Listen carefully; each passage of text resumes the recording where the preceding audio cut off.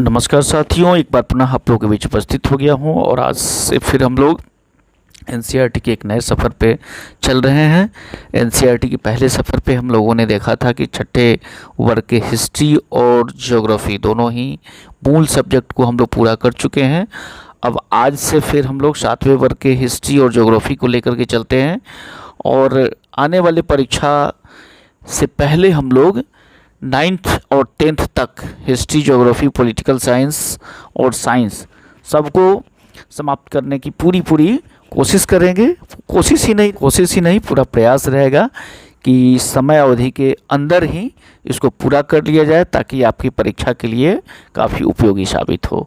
तो आगे बढ़ने से पहले आप सभी मित्रों से मैं अनुरोध करूंगा कि जो भी मित्र चैनल पर नए हैं कृपया चैनल को सब्सक्राइब कर ले, लाइक करें, शेयर करें तथा अपना कमेंट्स करना न भूलें। आज का जो हमारा चैप्टर है वो राज्य और उनके राज्य है।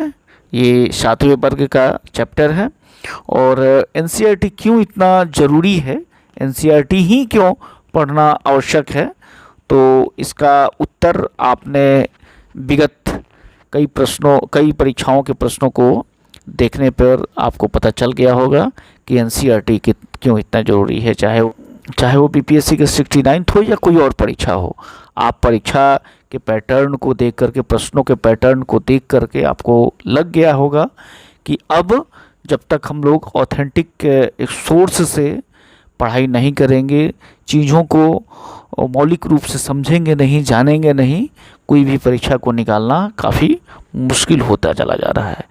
तो इसी उद्देश्य को पूरा करने के लिए हम लोगों ने, हमारे चैनल ने एनसीईआरटी को पूरे बेसिक लेवल से छठा से लेकर के और 10th क्लास तक पहले चरण में हम लोग इसको पूरा कर रहे हैं, सभी मुख्य सब्जेक्ट को लेकर।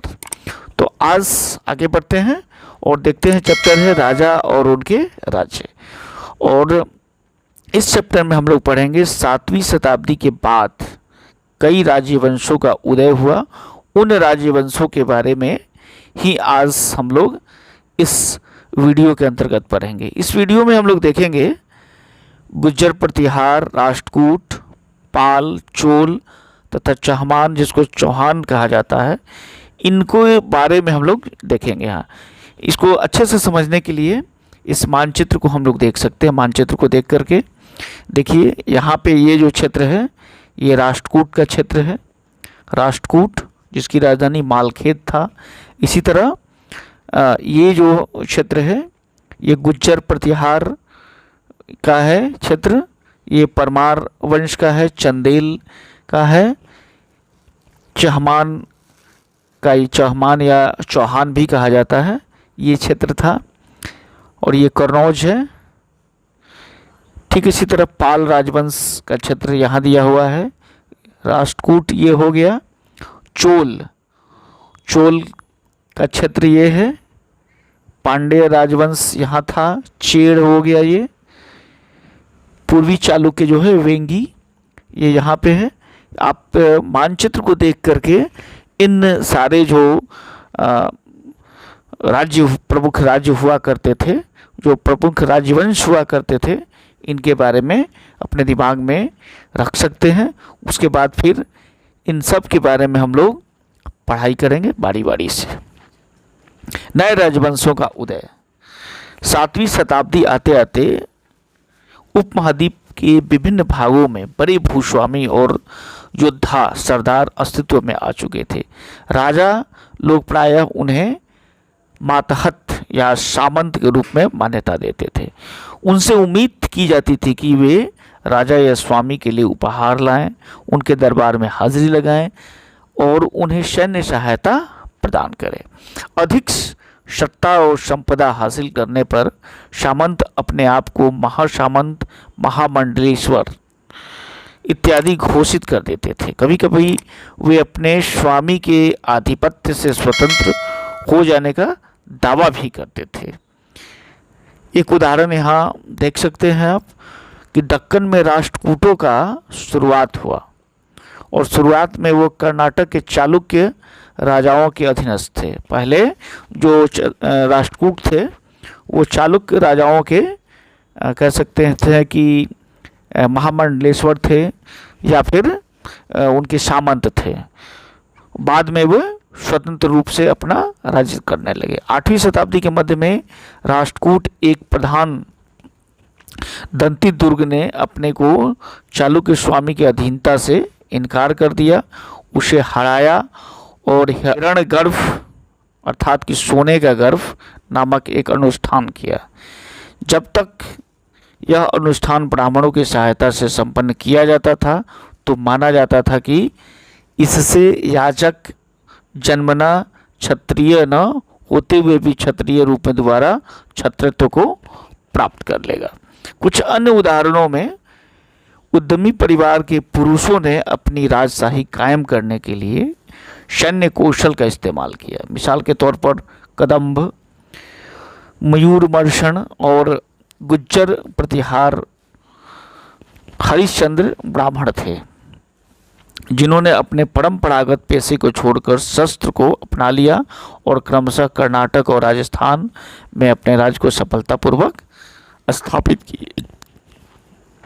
इन राज्यों की जो प्रशासन है, इन राज्यों में प्रशासन, इन नए राजाओं में से कईयों ने महाराजाधिराज मतलब कि राजाओं के राजा, त्रिभुवन चक्रवर्तीन अर्थात कि 3 भुवनों का स्वामी मतलब तीनों लोकों का स्वामी कह सकते हैं, और इस तरह की अन्य भारी भरकम उपाधियों की धारण की। लेकिन इस तरह के दावों के बावजूद वे अपने सामंतों और साथ ही साथ किसान, व्यापारी और ब्राह्मणों के संगठनों के साथ अपनी सत्ता की साझेदारी करते थे। इन सभी राज्यों में उत्पादकों अर्थात कि किसानों, पशुपालकों, कारीगरों से संसाधन इकट्ठे किए जाते थे। इनको अक्सर अपने उत्पाद का एक हिस्सा त्यागने के लिए मनाया या बाध्य किया जाता था। कभी कभी इन हिस्सों को लगान मानकर वसूला जाता था, क्योंकि प्राप्त करने वाला भूस्वामी होने का दावा करता था और राजस्व व्यापारियों द्वारा भी लिया जाता था। 400 कर, एक तमिलनाडु के शासन करने वाले चोल वंश के अभिलेखों से विभिन्न किस्म के करों के लिए 400 से ज़्यादा सूचक शब्द मिलते हैं। इनमें सबसे अधिक उल्लिखित कर है वेट्टी। नगद के बजाय जबरन श्रम के रूप में लिया जाता था, यानी कि जबरन श्रम कदमाई यानी कि भू राजस्व थे। मकान पर छाजन डालने पर लगने वाला कर, खजूर या ताड़ के पेड़ पर चढ़ने के लिए सीढ़ी का इस्तेमाल करने पर लगने वाला कर, पारिवारिक संपत्ति उत्तराधिकार हासिल करने के लिए लगने वाले कर इत्यादि महत्वपूर्ण उल्लेख मिलता है। ये संसाधन जो थे ये राजा की व्यवस्था का एक वित्तीय आधार था। साथ ही मंदिरों और दुर्गों के निर्माण में भी इसका इस्तेमाल किया जाता था। संसाधन उन युद्धों से लड़ने में भी इस्तेमाल होते थे जिनसे लूट की शक्ल में धन तथा जमीन और व्यापारिक मार्गों का प्रयोग की संभावनाएं बनती थी। राजस्व वसूली के लिए पदाधिकारियों की नियुक्ति सामान्यतः प्रभावशाली परिवारों के बीच ही की जाती थी और प्रायः वंशानुगत होती थी। सेना में भी ऐसा ही होता था। कई बार राजा के निकट संबंधी ही इन ओहदों पर होते थे। प्रशस्तियां एवं भूमि अनुदान। प्रशस्तियों में ऐसे ब्यौरे होते थे जो शब्दशः सत्य नहीं होते सकते, लेकिन ये प्रशस्तियां हमें बताती हैं कि शासक खुद को ऐसा दर्शाना चाहते थे। मिसाल के तौर पर सूरवीर, विजय योद्धा के रूप में ये विद्वान ब्राह्मणों द्वारा रची गई थी जो अक्सर प्रशासन में मदद करते थे। नाग भट्ट की उपलब्धियां, यहाँ इसको नोट करने वाली है, इसको आप जरूर नोट कर लेंगे। कई शासकों ने प्रशस्तियों में अपनी उपलब्धियों का बखान किया है। संस्कृत में लिखी ग्वालियर मध्य प्रदेश में पाई गई एक प्रशस्ति जिसमें कि प्रतिहार नरेश नाग भट्ट के कार्यों का वर्णन इस प्रकार से किया गया है। उसमें कहा गया है कि आंध्र संधैव मतलब सिंधु, विदर्भ मतलब तब की महाराष्ट्र का एक हिस्सा और कलिंग मतलब कि उड़ीसा का एक हिस्सा कि राजा उनके आगे तभी धराशायी हो गए जब वे राजकुमार थे। उन्होंने कन्नौज के शासक चक्रयुद्ध को विजित किया। उन्होंने वंग मतलब कि बंगाल, अनर्त मतलब कि गुजरात का हिस्सा, मालवा मतलब मध्य प्रदेश का हिस्सा, किरात बनवासी, तुर्क मतलब कि तुर्क, वत्स मत्स्य दोनों उत्तर भारत के राजा थे। इस सबको पराजित किया। मतलब कि एक जो उस समय नागभट्ट ने अपनी प्रशस्ति लिखा था, उसमें लिखवाया था, उसमें इन सारी चीज़ों का वर्णन किया गया था। लगभग इसी तरह की प्रशस्तियाँ अन्य राजाओं के द्वारा भी लिखवाया जाता था। राजा प्रायः ब्राह्मणों की भूमि अनुदान से पुरस्कृत करते थे। ये ताम्र पत्रों पर उल्लिखित होते थे, अभिलिखित होते थे, जो भूमि पाने वाले को दिया जाता था। जैसे देख सकते हैं ये इस तरह से लिखे जाते थे और ये ताम्र पत्र पर इसको अभिलिखित किया गया है।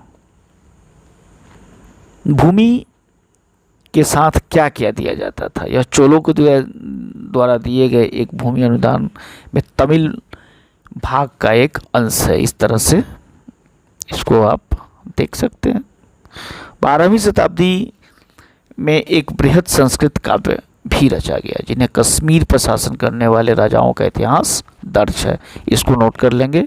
इसको किसने लिखा? कलहन नाम के रचनाकार ने रचा इसे।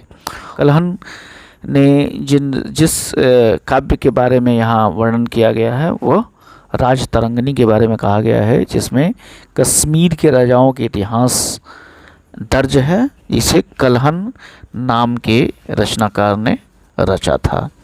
धन के लिए युद्ध।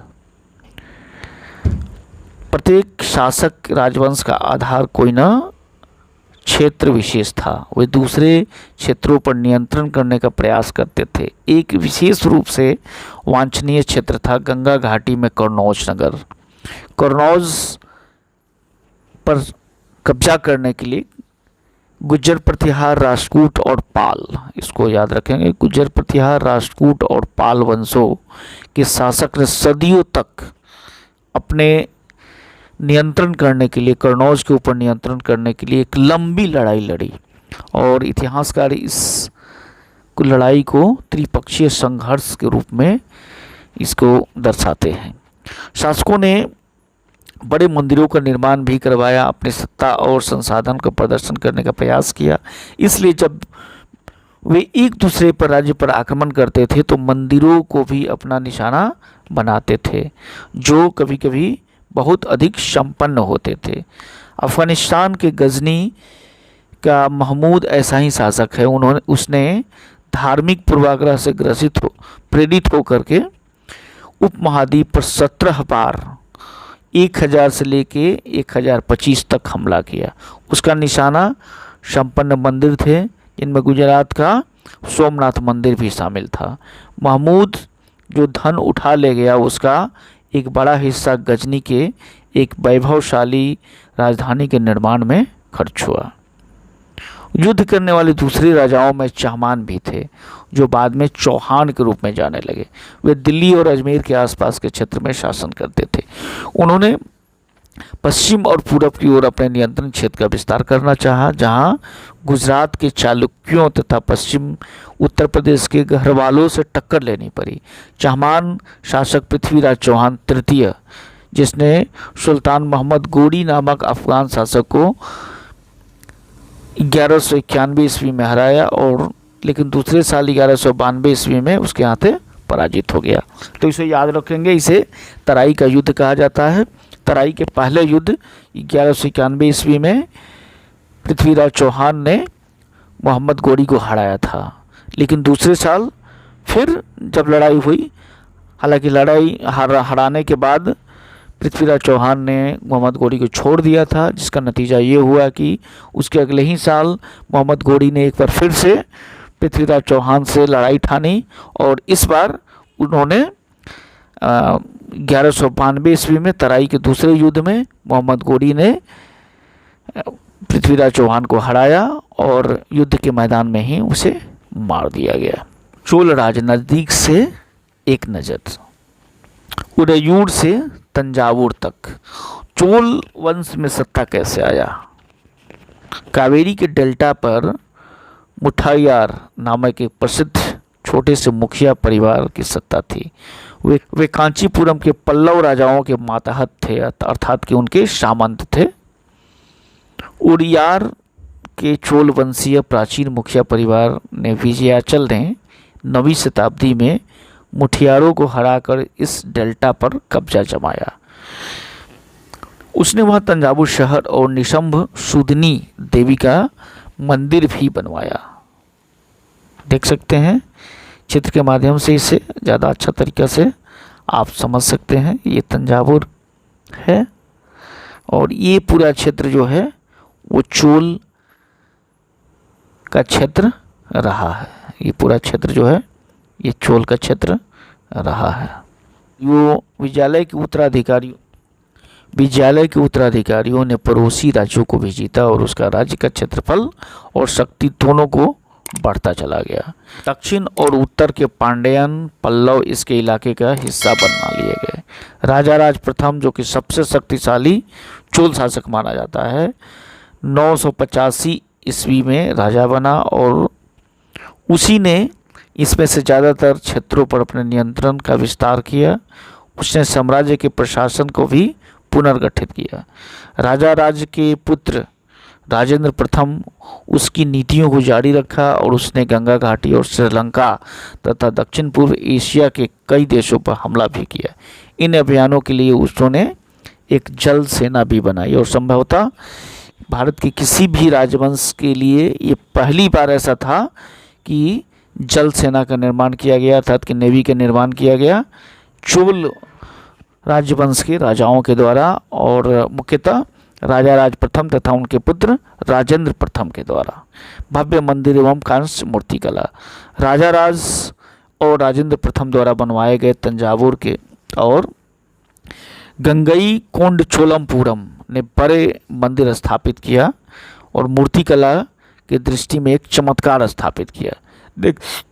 चित्र में देख सकते हैं एक विशालकाय मूर्ति मंदिर है। अपने वास्तुकला और स्थापत्य कला के लिए आज भी काफ़ी प्रसिद्ध है। चोल मंदिर अक्सर अपने आसपास विकसित होने वाली बस्तियों के केंद्र बन गए। ये शिल्प और के उत्पादन केंद्र थे। ये मंदिर शासकों एवं अन्य लोगों के द्वारा दी गई भूमि से भी संपन्न हो गए थे। इस भूमि की उपज उन सारे विशेषज्ञों को निर्वाह करने में खर्च की जाती थी जो मंदिर के आसपास रहते थे और उनके लिए काम करते थे, जैसे कि पुरोहित हुआ, मालाकार हुआ, बावर्ची, मेहतर, संगीतकार, नर्तक। इन सारे लोगों के लिए ये जो उपज की जो ज़मीन थी उससे इन लोगों का खर्च चलता था। दूसरे शब्दों में कह सकते हैं कि मंदिर सिर्फ पूजा आराधना का स्थान नहीं थे, बल्कि वे आर्थिक, सामाजिक और सांस्कृतिक जीवन के केंद्र भी थे।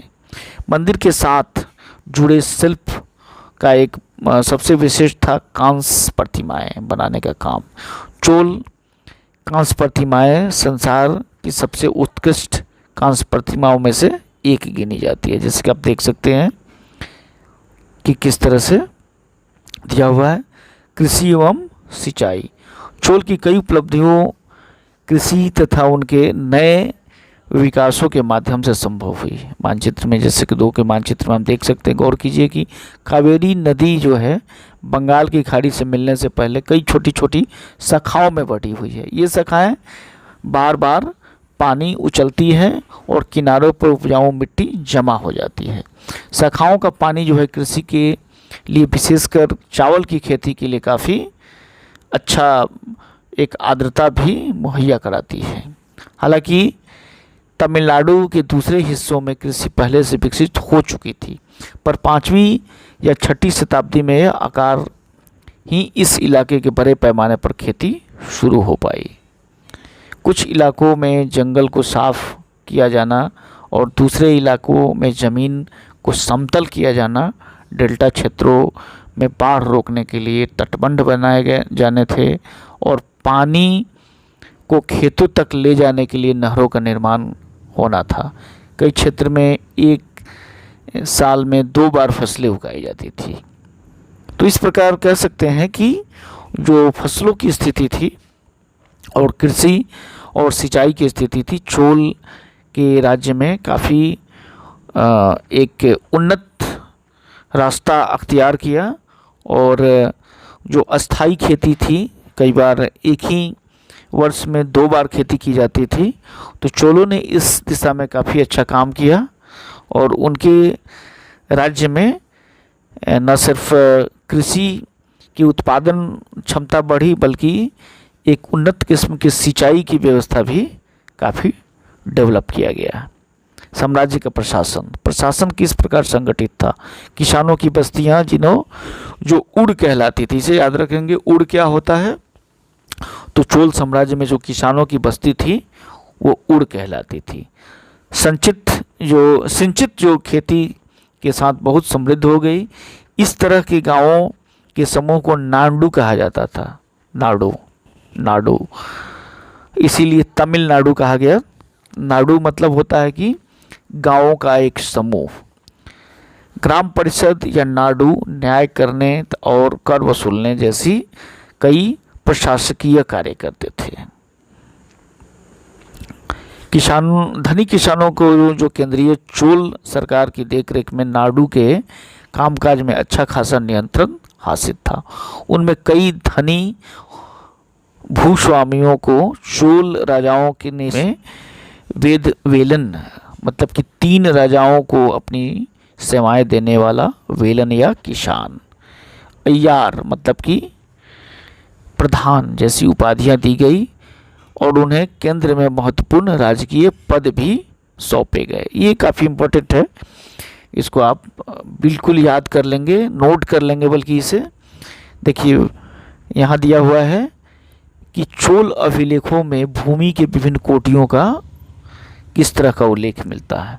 वेलन बगाई मतलब होता है कि गैर ब्राह्मण किसानों की भूमि। वेलन बगाई मतलब कि गैर ब्राह्मण किसानों के लिए भूमि। ब्रह्मदेय मतलब होता है कि ब्राह्मणों को दी गई उपहार में भूमि जो दिया जाता था उसे ब्रह्मदेय कहा जाता था। इसी तरह साला भोग का मतलब होता है कि किसी विद्यालय के रख रखाव के लिए जो भूमि दी जाती थी उसे साला भोग कहा जाता था। देवदान का मतलब होता है कि मंदिर को दी गई दान की भूमि। पल्ली चंदम का मतलब हुआ कि जैन संस्थानों को दान दी गई भूमि। तो इस प्रकार ये काफ़ी इम्पोर्टेंट है, इसे आप लोग नोट कर लेंगे, याद कर लेंगे। इस प्रकार आपने देखा कि ब्राह्मणों को समय समय पर भूमि अनुदान या ब्रह्मदेय प्राप्त हुआ। परिणाम स्वरूप कावेरी की जो घाटी थी और दक्षिण भारत के दूसरे राज्यों में ढेरों ब्राह्मण बस्तियां अस्तित्व में आ गई। प्रत्येक ब्रह्मदेय की देखरेख के लिए ब्राह्मण भूस्वामियों की एक सभा द्वारा की जाती थी। ये सभाएं बहुत कुशलतापूर्वक कार्य करती थी, जिनके निर्णय शिलालेखों में प्रायः मंदिर की पत्थर की दीवारों पर ब्यौरेवार दर्ज किए जाते थे। नगरम नाम से ज्ञात व्यापारियों के संघ भी अक्सर शहर के प्रशासनिक कार्यों को संपादित करते थे। प्रकार देख सकते हैं कि तमिलनाडु के विभिन्न भागों में ब्राह्मणों की सभा होती थी, उसका संगठन कैसा होता था, बाग बगीचों मंदिरों आदि की देख रेख के लिए जो सभाएं होती थी, एक समितियां बनती थी, उनका क्या कार्य था, इन सारी चीज़ों के लिए जो हर समिति के बाद एक टिकट निकालने के लिए कहा जाता था। तो इन सारी चीज़ों को आप लोग देख लेंगे, नोट कर लेंगे। जो अभिलेख होता था या लिखित जो सामग्री होती थी उसे सभा के द्वारा लोगों के एक तैयार की जाती। प्रकार से यह चैप्टर यहाँ पे समाप्त हुआ और आप प्रश्न बनाने की पूरी कोशिश कर सकते हैं। गुज्जर प्रतिहार का संबंध इनमें से कहाँ था? राष्ट्रकूट, पाल वंश, चोल वंश, ये सारे क्षेत्र अभी अभी आप लोगों ने देखा है। मैं इसको यहाँ नहीं बता रहा हूँ, आप लोग खुद इसे करके देख सकते हैं। त्रिपक्षीय संघर्ष में 3 पक्ष कौन कौन से थे, अभी हम लोगों ने ऊपर देखा है। इसको पूरा पढ़ने के बाद आप देख सकते हैं कि कितने प्रश्नों को आप हल कर पाते हैं। अगर एक भी प्रश्न को हल करने में थोड़ा सा भी दिक्कत होती है तो पुनः एक बार इस चैप्टर को आप रैपिड रीडिंग करेंगे। शाहमानों या चौहानों के नियंत्रण में आने वाले 2 प्रमुख नगर कौन कौन से थे? बहुत ही आसान है, अभी आप लोगों ने ऊपर देखा। राष्ट्रकूट जो था कैसे शक्तिशाली बना? नए राजवंशों की स्वीकृति हासिल करने के लिए क्या क्या किया गया? तमिल क्षेत्र में किस तरह की सिंचाई व्यवस्था का विकास हुआ? चोल मंदिरों के साथ कौन कौन सी गतिविधियां जुड़ी हुई थी? क्या वो सिर्फ मंदिर थी या फिर वो सांस्कृतिक, सामाजिक, आर्थिक इकाई भी थी? तो इन सारी चीज़ों को आप लोग देखिए कि आप लोग कितना कर पाते हैं, लिखने का प्रयास करें। और अगर इसमें थोड़ी सी भी दिक्कत होती है तो एक बार पुनः इस चैप्टर को आप लोग एक रैपिड रीडिंग करेंगे, एक बार नहीं, 2 बार नहीं। एनसीईआरटी का कंटेंट कुछ ऐसा होता है कि जितनी बार आप इसे पढ़ेंगे उतनी ही नई चीज़ें निकल के आपके सामने आएंगी। तो वीडियो कैसा लगा अपनी राय अवश्य देंगे। बहुत बहुत धन्यवाद मित्र।